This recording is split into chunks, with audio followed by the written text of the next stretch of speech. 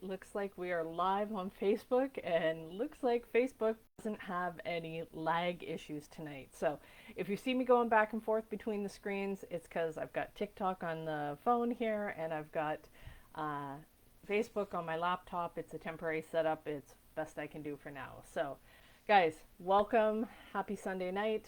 So tonight's training is dealing with explosive tempers, whether that's your own explosive temper or dealing with other people's explosive tempers.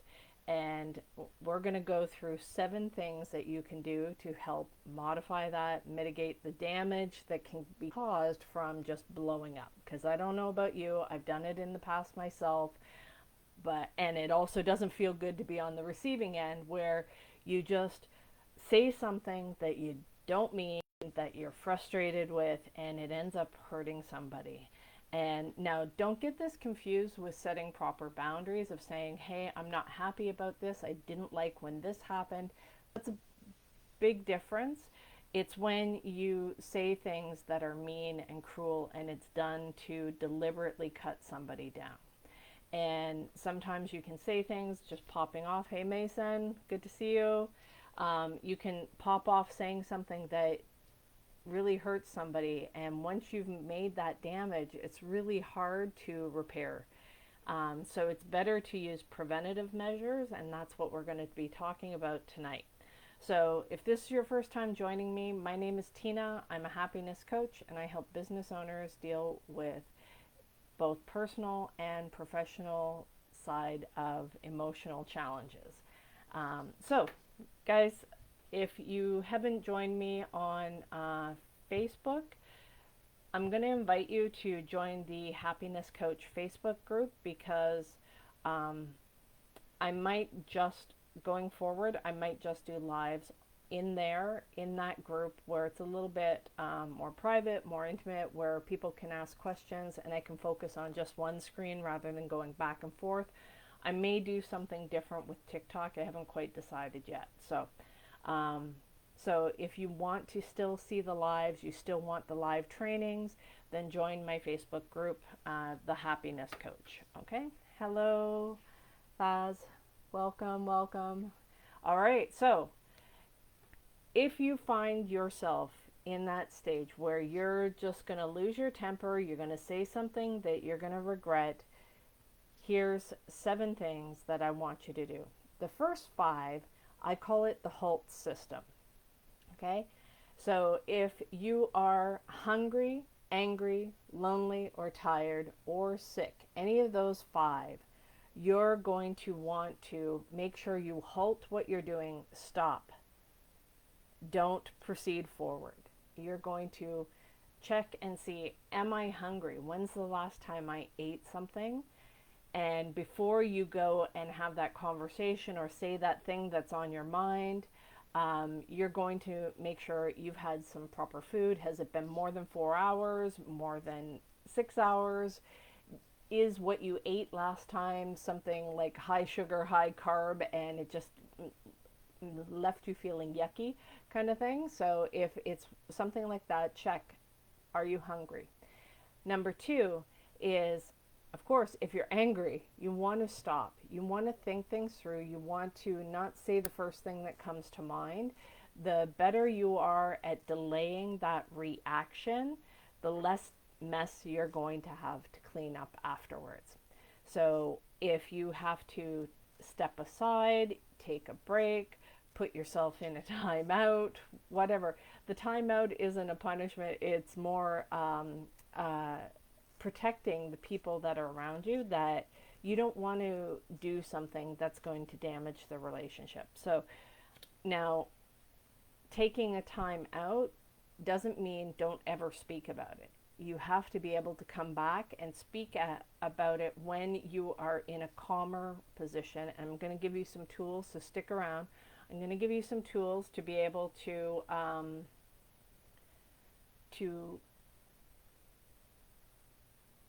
make sure that you're saying things in a way that is clear. You understand what the objective is, what it is that bothered you, and what it is that you would like to see different. Because there's no so many times we get stuck in these tit for tat, pointing fingers, blame game kind of angry outbursts that are not productive. They don't result in a good outcome.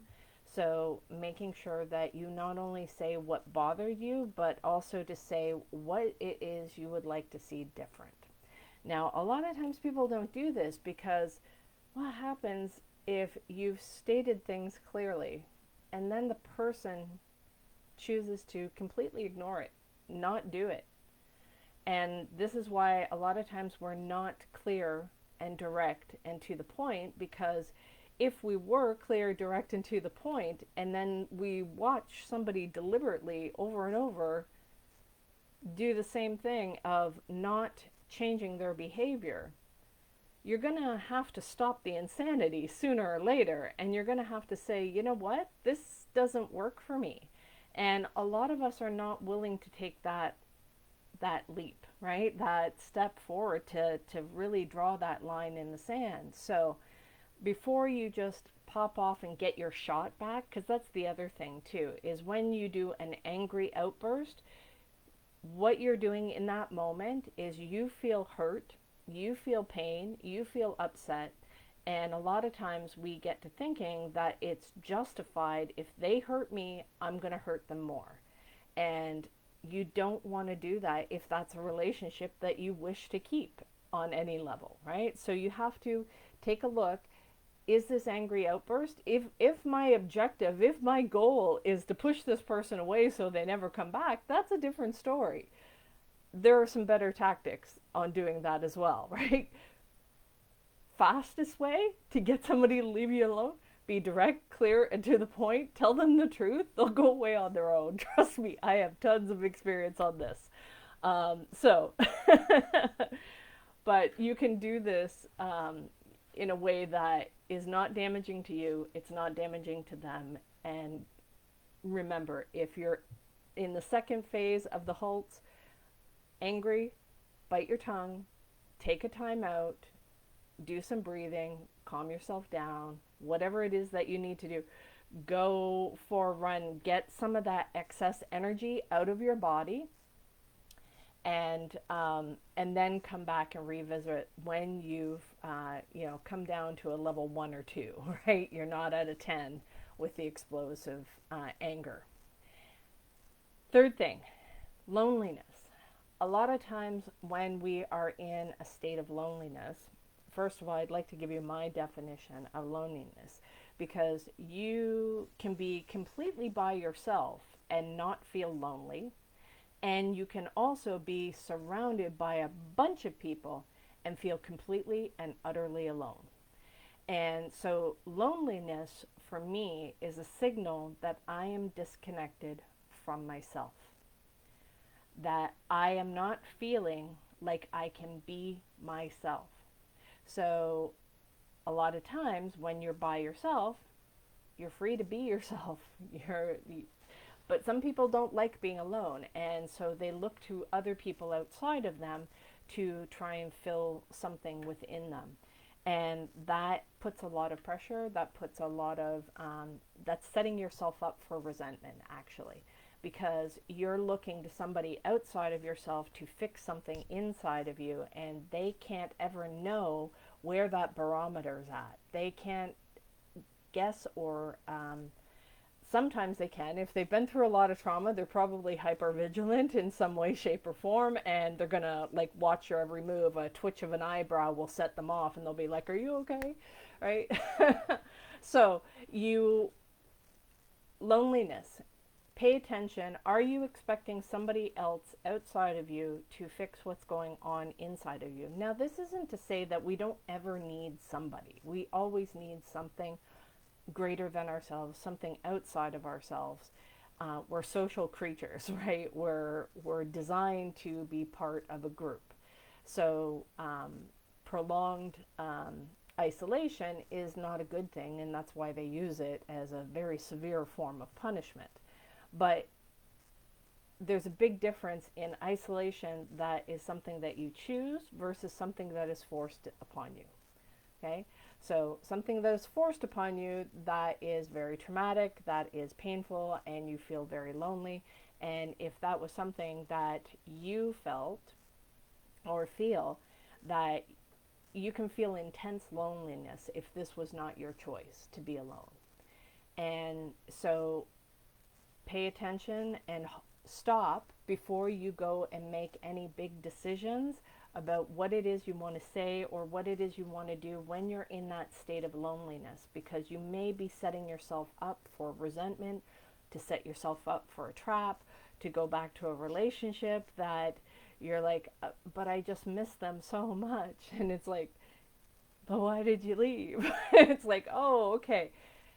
Now, this doesn't mean you can't repair relationships. Obviously, you can, right? But both parties have to be willing and both parties have to actually communicate. If that doesn't happen, nothing's going to change, right? So, you know, and just ask anybody who at 1 a.m. they've been drinking, they decide to call their ex back, and ask them the next day how they feel about that drunk text call, right? It's usually not a good thing. Not that I've ever done that, but hear a lot about it, hear a lot of people talk about the negative repercussions of that kind of thing. So be aware, sit with that loneliness feeling, don't let it overwhelm you, and look at it as a signal of what do I need to connect with within myself so that I can feel good with who I am right now. Okay? Not, oh, if I change this, then I'll be okay, then I'll be acceptable. No, no, no, no, no. That is not it. And so a lot of times if we're frustrated, if we're feeling lonely, it's like, oh, you want to project a bunch of stuff onto somebody else and play the blame game. You got the three fingers pointing that way and one finger pointing at the other person and then three fingers pointing back at yourself. So look 3 times as hard at yourself to find the solution, find the answers within versus somebody else. When you can learn to sit with that, you're going to do a lot better. First of all, you're going to understand what is truly important to you, what you truly want, what is truly good for you. And then when you can have a strong foundation in that, then you can express what it is that you wanted to say to the other person. Maybe you feel lonely because they're not paying attention, they're too busy with work, they're always looking at their phone, they're always talking to other people, or they're always with their family. And whatever it is that's causing you to feel lonely, before you go and pop off and get upset at somebody else for their behavior, let's take a look at what's going on with you and whether or not the loneliness is an internal factor or an external one. The fourth one is tired. Now this one I frequently visit, and I know that if I'm tired or if I didn't get a good sleep, I need to STFU. Shut the fuck up. Don't say anything. Sit with those emotions. That doesn't mean that it's invalid. I just need time with it, and I need to sit with those emotions, and I need to revisit. If I'm still just as upset after I've had a good night's sleep, then I can come back and I can talk about it, and I can say, hey, you know what? This actually really bothered me. And when I first started doing this, this was one of the things that was pretty challenging for me, because I would wait too long and I'd be too afraid, and then it kind of would get into this weird phase. It's like, hey, you remember that thing 2 weeks ago where you said this and I was upset? What I started to do, and you may have to do this in the beginning, is when you recognize, because I was good at just shutting down my feelings and just saying, oh, it's okay, it's okay, it's okay. And I had to start to learn to recognize when I was upset about something.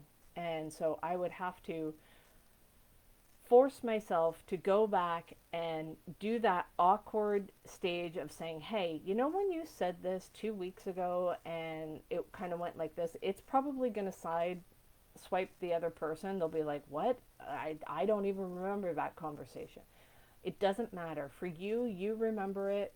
It bothered you. It made you upset. It made you angry. And so being able to talk to them about that when you're rested, Don't do this when you're tired. When you're rested, talk with them saying, hey, this really bothered me. This is what it's made me feel, and this is what I would like to see different is, and then have open a conversation or a dialogue, right, about that. Likely the other person isn't even going to remember the conversation, but the fact that you have been hanging on to that for a couple of weeks, if you don't address it, you will find yourself in a place where you're going to explode and have explosive anger that will just seem to come over out of nowhere, and it will be over something stupid like not putting the toothpaste cap on, or the toilet seat being up, or the toilet paper not being put on the right way, or something very minor.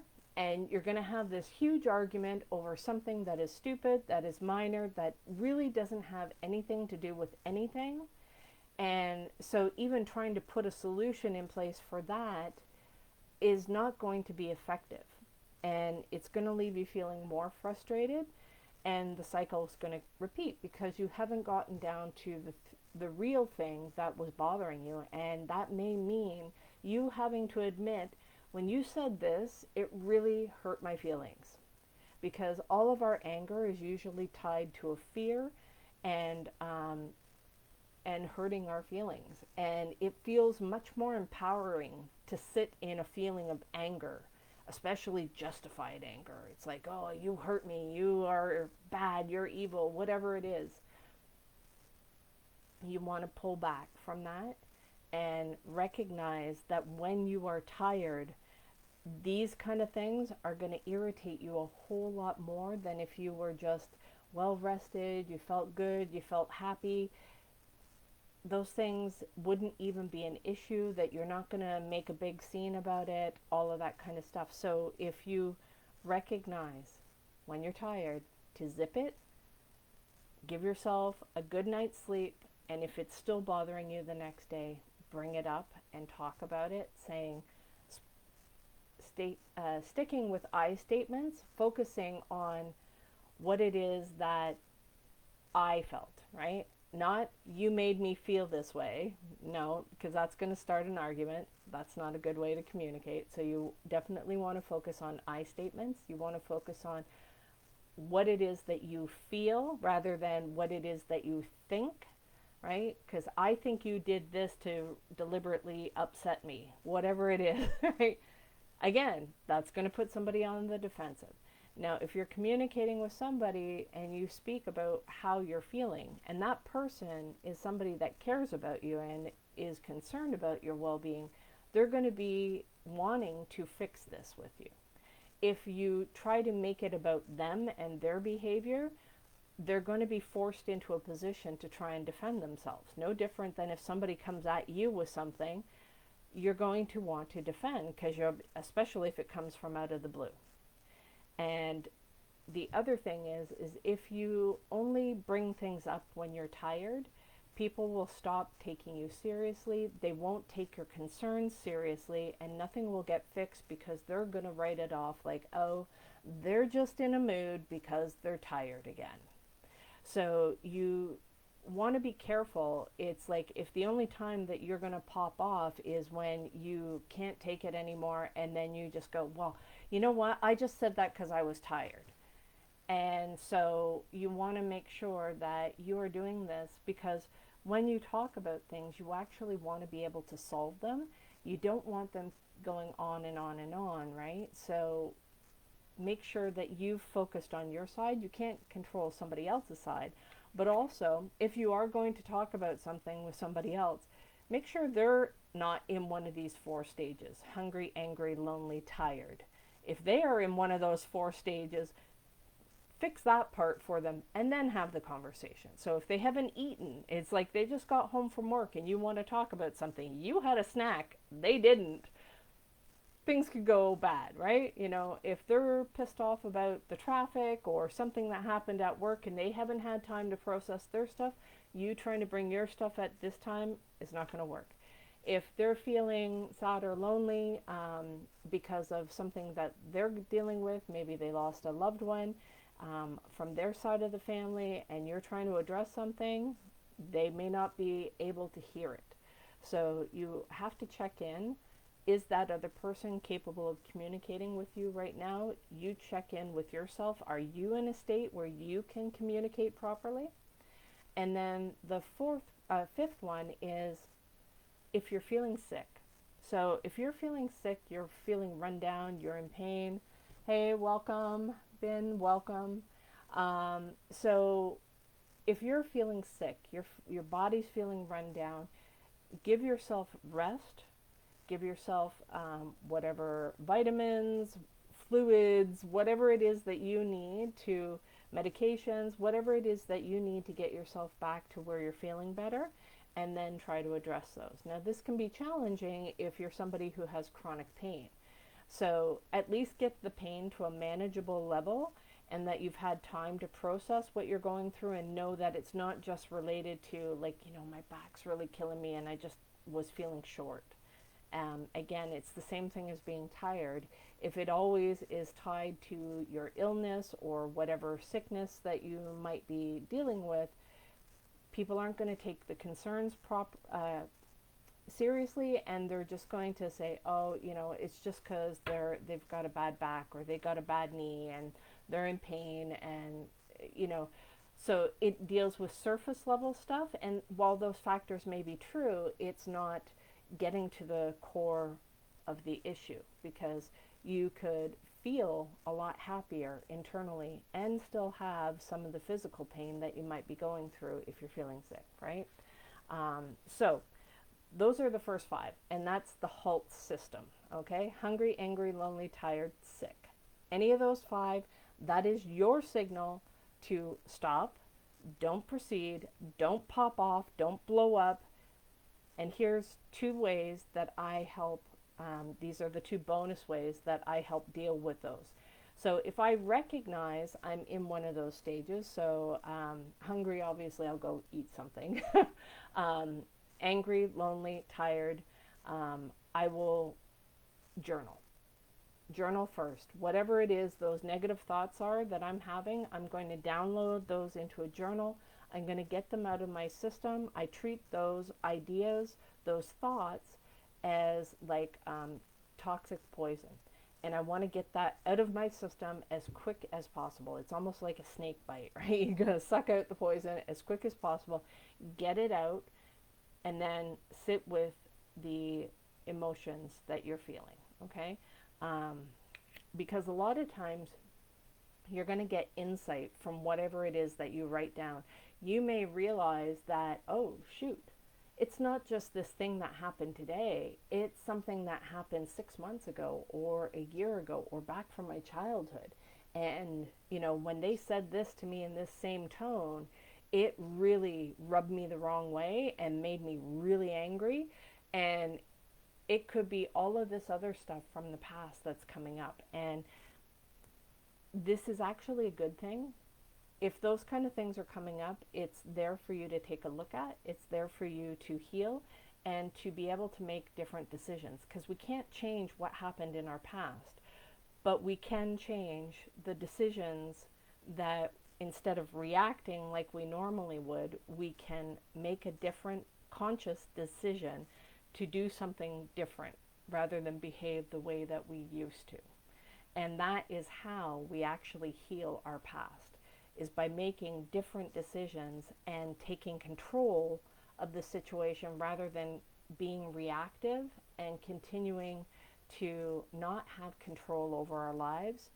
And if you are exploding in anger, you are reactive. You do not have control over your emotions. You do not have control over your life. If you're blowing up all the time, there's something that you've missed. There's something that you need to look at in the pattern so that you can change that and get ahead of it. If you are always losing your temper and blowing up, you definitely need to rewatch this video. Check me out on YouTube, Coach Tina B 125. Click on subscribe. You'll get notified when I upload this replay.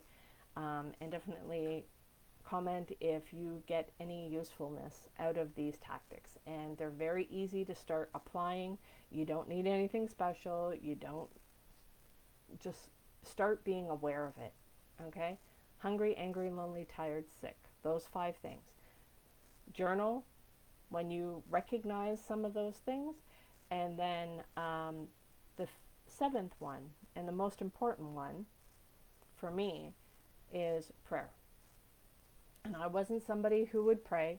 I'm not a big church goer. Whatever your faith is, in fact, I was very logical, and I would fight and argue, and I wanted proof and all of that kind of stuff. But I have learned to develop a connection with a God of my understanding. And I remember my mom used to say that the devil works the hardest on Sundays. And so now, for me, what that means is it's supposed to be a day of rest. It's supposed to be a day of rejuvenation. And if you fill up your cup and you are connected to God, that is when things are going to come in and disrupt that. Because that is getting you on a path of happiness. That is getting you on a path of fulfillment. And they're going to want to pull you back, right? They're going to want to pull you back to your old ways. And even if you don't, even if you don't believe in God or the devil or anything else like that, okay? Even if you are more science-based, more logic-based, if you go to change anything in your behavior, right? Anything that we try to change, our minds will register that as unfamiliar, unknown, and the unknown is one of the most fearful things that we can deal with. So it's going to try and get us to change back. And guess what?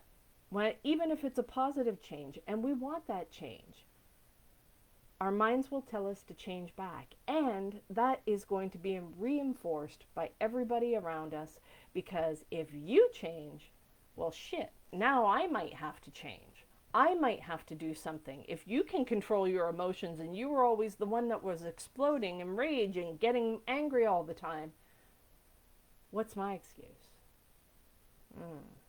Okay. So they're going to try and get you to change back.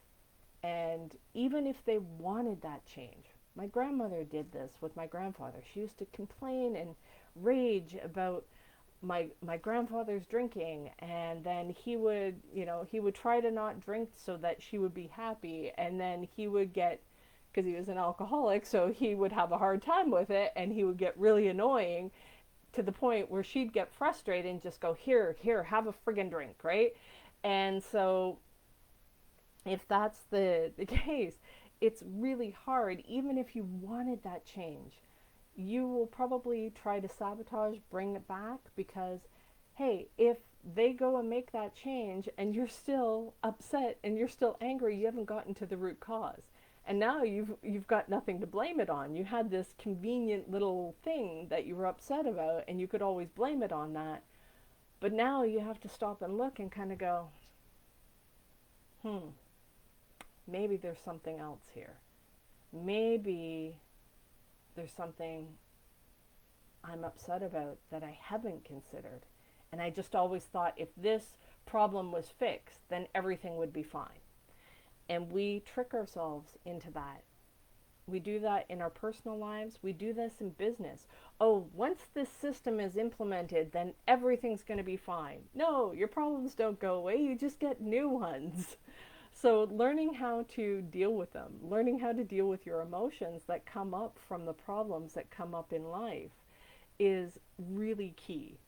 And it is essential. And for me, when I am feeling at my weakest, until I learned to depend on God, it was always just fear, full of fear, because I was always trying to do it on my own. And while some people may look at me and go, oh, Tina, look, she's doing all this stuff on her own, blah, blah, blah. Talk away.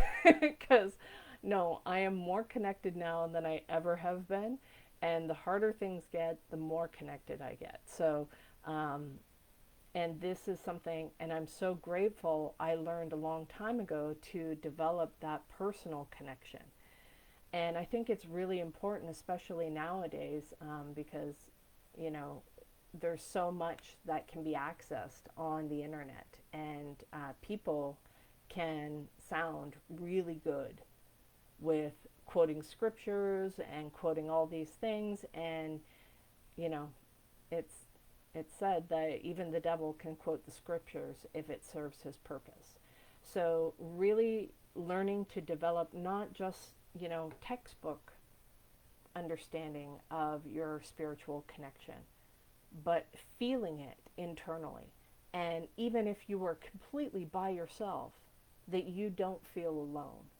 That is the best feeling in the world, of knowing that no matter what, um, you have that connection. And even if you feel exhausted, even if you feel like you have nothing left in you, being able to call out to God as if He was one of your best friends, instead of, this entity that's way far away from you that you don't actually relate to, and you're just waiting for Him to come and correct you because you did something wrong. That is not a strong connection with God. There's a much deeper connection that you can develop, and each person has to go through this journey themselves. Every person. And it requires testing your faith. It requires questioning, is this the right path for me? Do I actually believe? And what do I believe? What do I like? What don't I like? Take what you like and leave the rest. And I say that not because I don't believe it's good, but you are allowed to go at a pace that suits you. Whatever connection that you want to develop with your higher power, with God, Allah, whatever it is, highest level science, I don't care. It's just got to be something greater than your power. You have to believe in something greater than you. And when you can do that, and when you recognize when you're feeling that explosive anger, you recognize it as that is the first expression of fear. Fight, right? When you explode in anger, it's you want to fight. And it's because you're afraid. Something has happened that has upset you. And when instead of attacking, if we look and address the fear and recognize it's not even real, and what we have to do to address that fear is bring God into the picture. Bring an understanding greater than ourselves into the picture. God, good orderly direction. If you're dyslexic, get a dog, right? Whatever it is, it doesn't have to be that complicated. And if you don't believe, do what I did, because I didn't. And I was told to ask for signs, ask for proof. Is there a God? And in some of the videos, if you check out on my YouTube channel, you'll come across the one where I talk about my cat, Sam, who had been missing. And I pray very, very different. Definitely different. I don't always do this, but at that time I said it with all of the earnestness in my heart, and I was really at my wit's end. And I just said, you know what? If there is a God, bring back my fucking cat. And I got him back that night. I was like, oops, sorry. My bad. I guess we're good now. Yep, there's a God. Okay. And just know that whatever God that you do try to connect with, make it a loving one. Make it one that He just friggin' adores you. And even when you piss Him off, even when you're doing things wrong, He's still gonna love you, okay? That you're worth it. This God has to build you up. Tap into that kind of God and take whatever emotions you have, anger, sadness, fear, pride, loneliness, rage, whatever it is, happiness, gratitude, take it all and give it to God. Okay?